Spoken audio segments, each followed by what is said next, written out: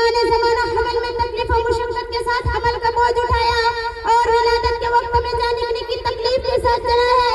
قرآن مقدس میں اللہ رب العزت نے کئی جگہ اپنی عبادت اور اپنے حق کے ساتھ والدین کے حق کا بھی ذکر فرمایا، جہاں مالک و ارض و سما خالق کائنات نے اپنی عبادت کی تاکید فرمائی، وہاں والدین کے ساتھ حسن سلوک اور رواداری کی بھی تاکید فرمائی۔ کئی فرمایا وَأَحْسِنِ الْإِحْسَانَ بِوَالِدَيْهِ إِحْسَانًا، ہم نے انسان کو اپنے والدین کے ساتھ حسن سلوک کی تاکید کی ہے۔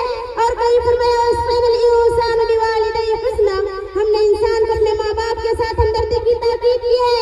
الغرض والدین کے حق اولاد کے اوپر اللہ کے بعد دوسرے نمبر پر ہے، اس لیے کہ اللہ تبارک و تعالی موجود حقیقی ہے اور عالم افہام میں والدین اپنے اولاد کے وجود کا سبب ظاہری ہے، اس لیے اللہ تعالیٰ نے جگہ جگہ ماں باپ کے حقوق کی اہمیت کی تاکید فرمائی ہے کہ ہمیشہ اپنے والدین کے ساتھ اچھا سلوک کرتے رہو اور ان کی تعظیم و محبت اور خدمت گزاری کو اپنے سعادت سمجھو۔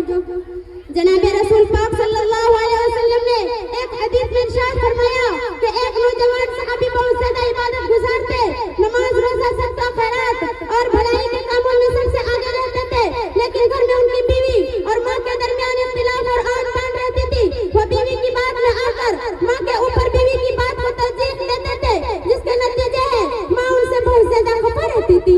اتفاق سے اس نوجوان کی موت کا وقت آیا، ان سے کلمہ نہیں پڑھا جاتا تھا، تو اس کی بیوی نے حضور صلی اللہ علیہ وسلم کے پاس سے کہلا بھیجا کہ میرا شوہر نشہ کی حالت میں ہے، چاہتی ہوں کہ آپ کو بتا دوں۔ تو حضور اکرم صلی اللہ علیہ وسلم بے نفس نفیس تشریف لائے اور حضور صلی اللہ علیہ وسلم نے کہا کہ کلمہ پڑھو، تو انہوں نے کہا کہ مجھے اس کی طاقت نہیں کہ کلمہ پڑھوں۔ تو حضور صلی اللہ علیہ وسلم نے معلوم کیا کہ ان کی والدہ زندہ ہے۔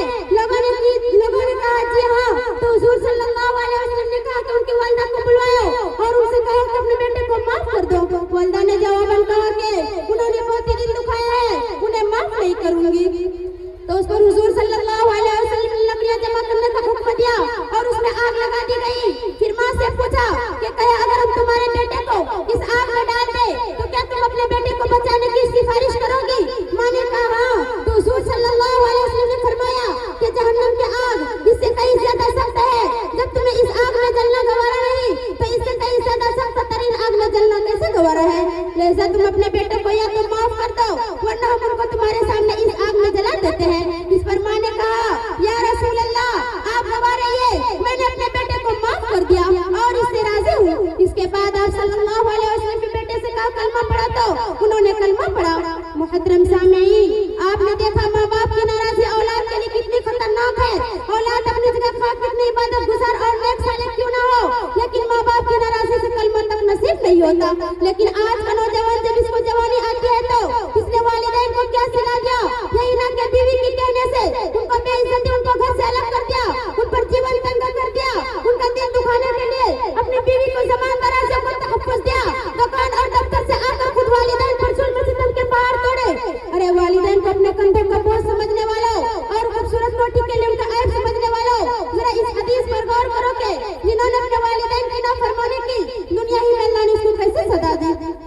اس لیے عزم کرو کہ انشاءاللہ والدین کی خدمت ہر حال میں کرنی ہے۔ اللہ آپ کو مجھے والدین کی خدمت کی توفیق عطا فرمائے، آمین۔ اب میں انہی چند باتوں پر اپنی تقریر کو شعر کے ساتھ ختم کرنی چاہتی ہوں۔ لبوں پہ اس کے کبھی بددعا نہیں آتی، لبوں پہ اس کے کبھی بددعا نہیں آتی، بس ایک ماں ہے جو مجھ سے کبھی خفا نہیں ہوتی۔ گر جاتی ہے زندگی انگاروں پر، گر جاتی ہے زندگی انگاروں پر، ماں بچھڑ جائے تو بار بار نہیں آتی۔ وما علینا الا البلاغ۔ بہت ماشاءاللہ۔